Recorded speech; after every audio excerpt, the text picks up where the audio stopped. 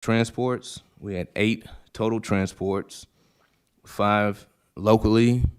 We had 3 out of town. We had 6 by law enforcement, and JDC did 2 of those transports.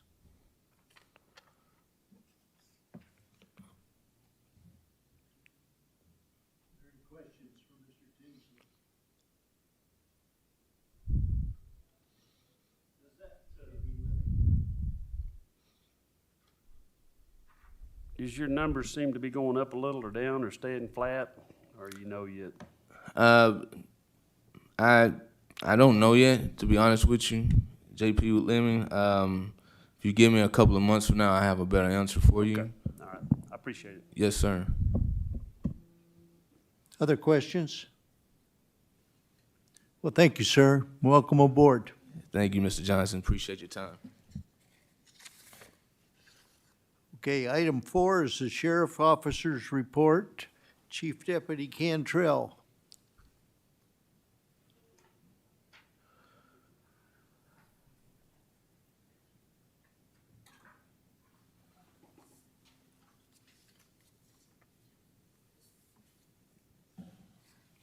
Good morning, or good afternoon, Mr. Chairman. Thanks for having us up.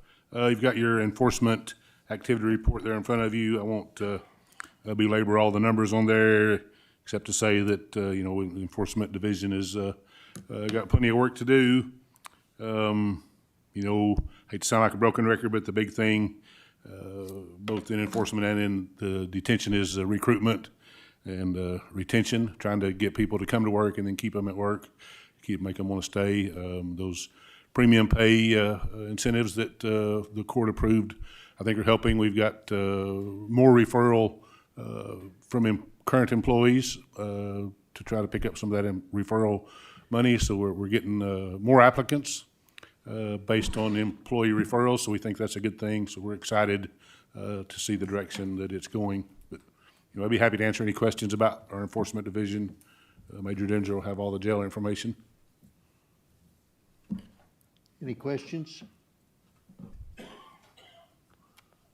Thank you, Mr. Chairman. Thank you, sir. Major Densler. Come talk to us. Yes, sir.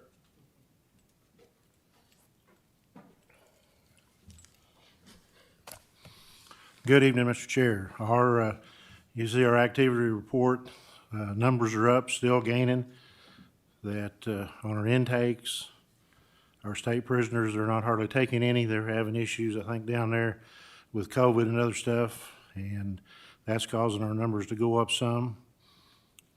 But you can see our transports have increased a bunch.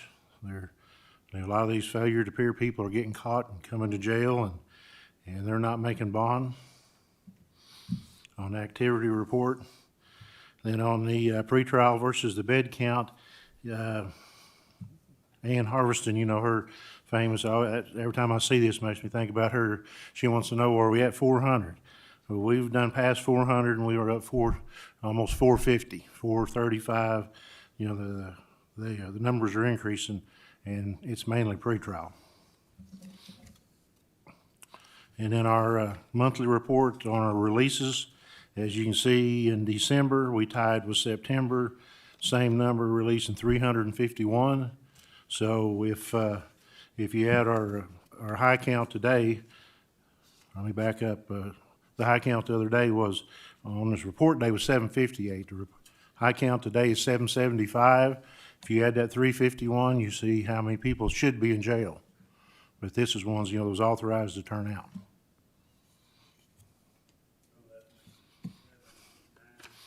A little over 1,000. And we have 144 sleeping on the floor. The overcrowding has really caused these folks, there's too many people in the cell. There's a lot of things going on, but we're having more altercations, more people's getting hurt, more officers are getting hurt, and we're slowly losing control. So just to keep you posted, let you know what's going on. J.P. Lemming, you got a question? Yeah, you mentioned that kind of got out of control. Y'all had a pretty good fight this weekend, didn't you? Some officers Yes, got we did. hurt. Yes. It was all over, it was one individual that did all that. That caused the whole ruckus? So the individual was in the pod with about 30 or 40? Maybe And more than that, no yes. way you can separate any of them, so. Right. Now, when you got 144 sleeping on the floor, you know, we're 710 bed, operational capacity is about 600 when you've got everybody where they need to be and you're running a safe facility. But then when you know, with this count here, you know, they're stacked everywhere. And it's doing nothing but getting worse. That's what the other numbers, a few more each month, seems like, you know, are getting caught and coming to jail. Has anything happened with the,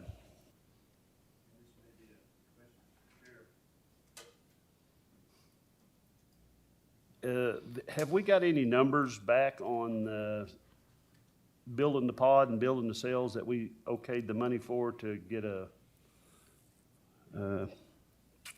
engineering firm to do that? Is that correct, or? I don't think we've ever got any numbers back yet. That's probably a sheriff question. Okay. Because I think it's getting closer to needing that. Yes. Thank you. Other questions? Thank you. Thank you, sir. Thank you.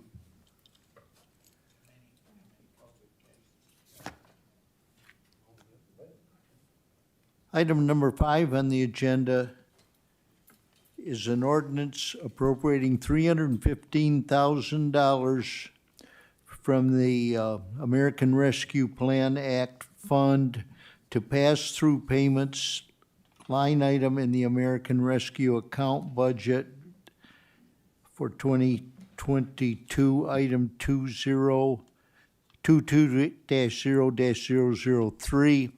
This is an ordinance that will fund the CAP program at Returning Home for another year. I have sponsored the ordinance. I move we pass it on to the Finance and Budget with a due pass committee, with a due pass recommendation. If there's a second, I've got a proposed amendment for it. Second. We have a second. The amendment that we need to make resulted from the final rescue plan rules that Attorney Lester just recently received. We've got to add these two whereases to comply with the program, and I'm going to read it to you and move that we add this amendment. If it passes, we will have it in its final form at Finance and Budget tomorrow night. The first whereas is, whereas Returning Home operates a diversion program from the criminal justice system that provides behavioral health sciences to a vulnerable population, and whereas those services respond to the public health emergency by supporting individuals diverted from the criminal justice system with long-term recovery housing, employment services, and other mental health support issues.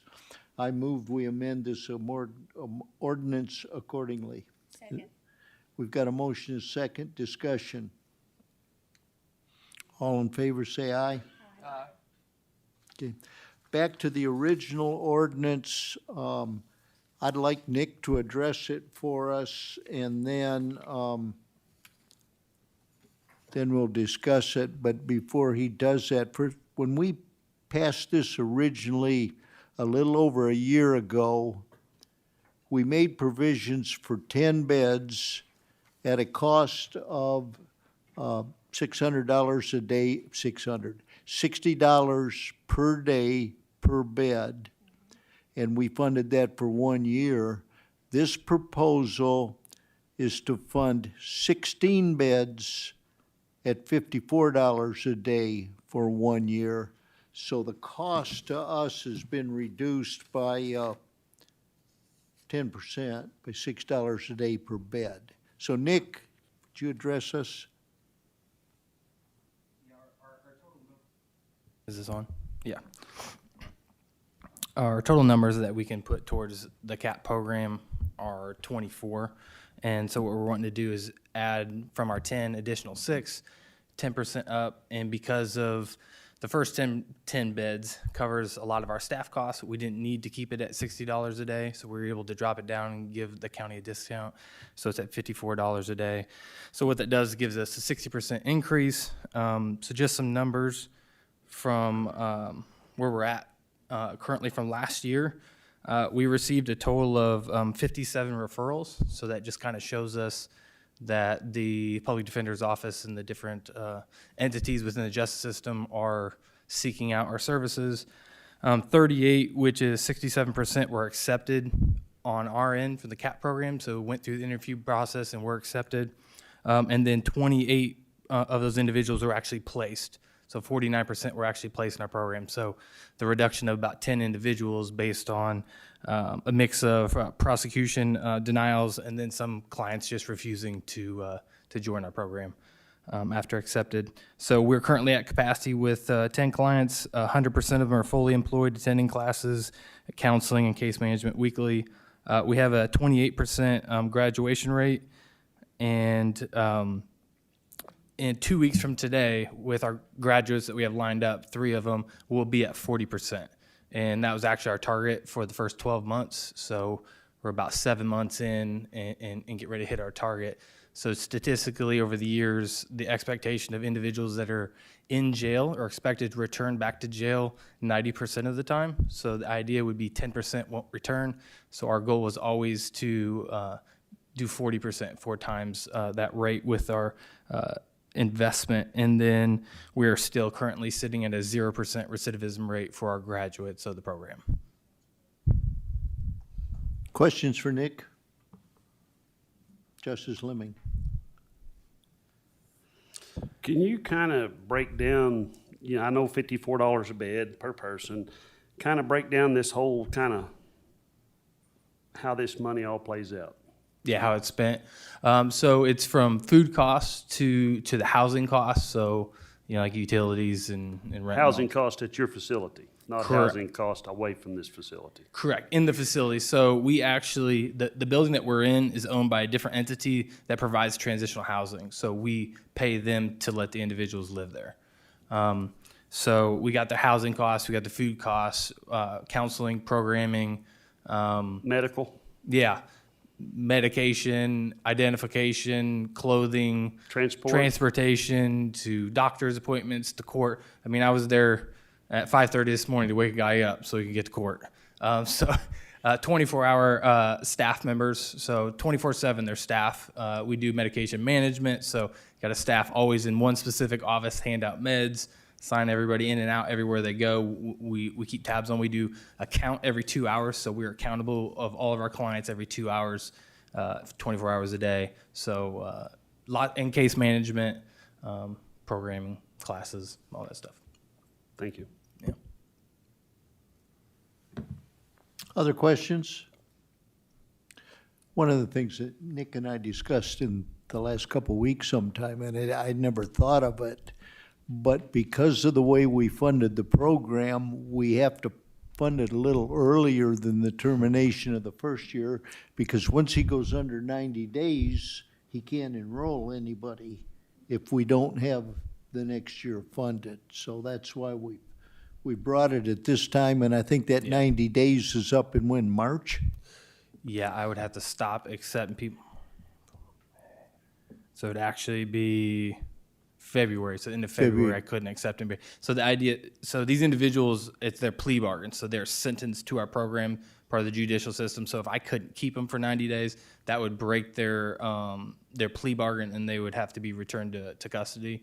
So we're not able to accept anybody after that. So what we do is when we get this money, we won't use it, but we know we'll have it, and we'll So start you moving can- forward. So we got to do some renovation to get the 6 extra beds.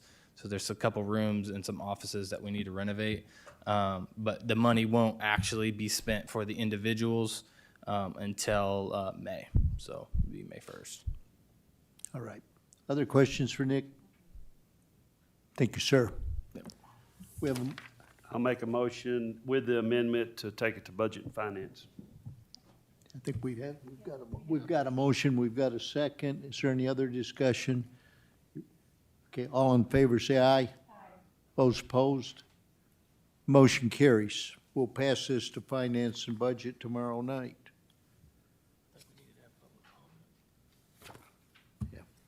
Okay, item 6 is public comment. We have a 12-minute comment period with a 3-minute limit for each individual to comment on items on the agenda. Public comment.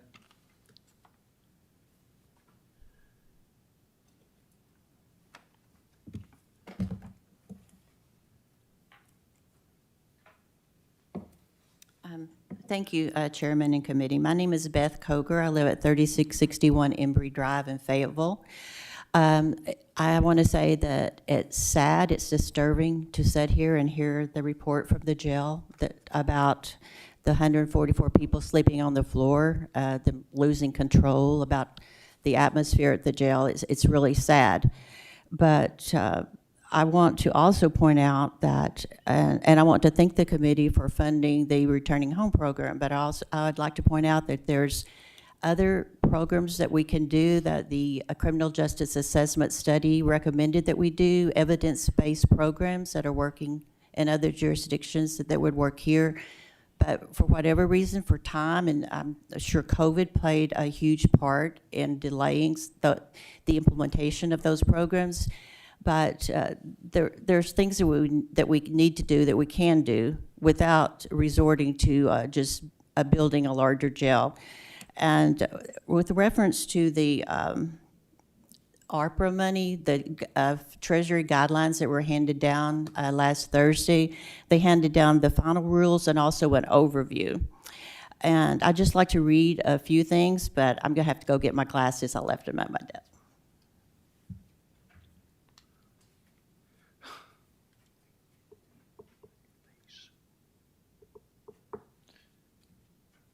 I could enlarge it, but not enough.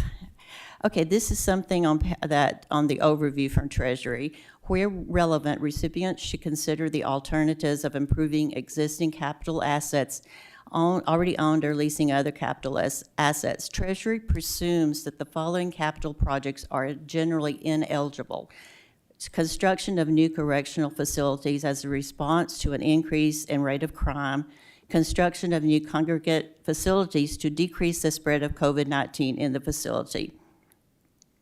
Then it goes on down and it lists, Treasury enumerates that the following projects are examples of eligible capital expenditures as long as they meet the standards for capital expenditures in section capital expenditures in general.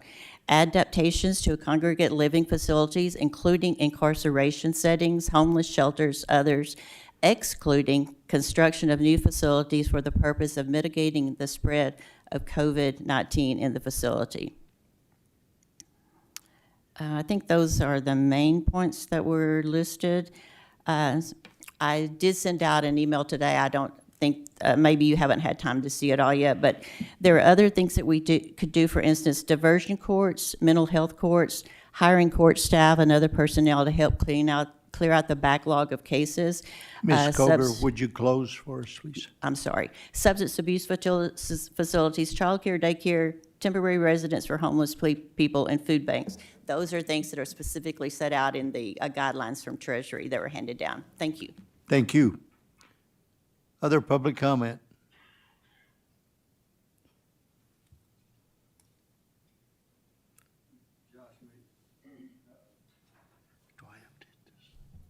Josh Moody, Fayetteville, about the 144 people on the floor right now. That is tragic. I believe I heard the number was 435 pretrial detainees currently at the jail. I would be willing to bet, without even looking at the roster, that 3/4 of those are nonviolent offenses that they're being accused of. In other words, we probably have over 300 people right now in jail that don't need to be there to keep the community safer, which is twice as much as the people who are currently sleeping on the floor. So I agree with what Ms. Coger said about implementing other diversion programs, et cetera. As far as Returning Home goes, it's an awesome program. I think I'm thrilled that the county is going to continue to invest in it, and this might be more of a finance issue that we'll talk about tomorrow night, but I would hope that because this is a continuing partnership, that this is not coming out of what might be the cap of what goes to NGOs. I think it should be excluded from that number, if that makes sense. Thank you. Have a good night. Other public comment? Seeing none, this meeting is adjourned.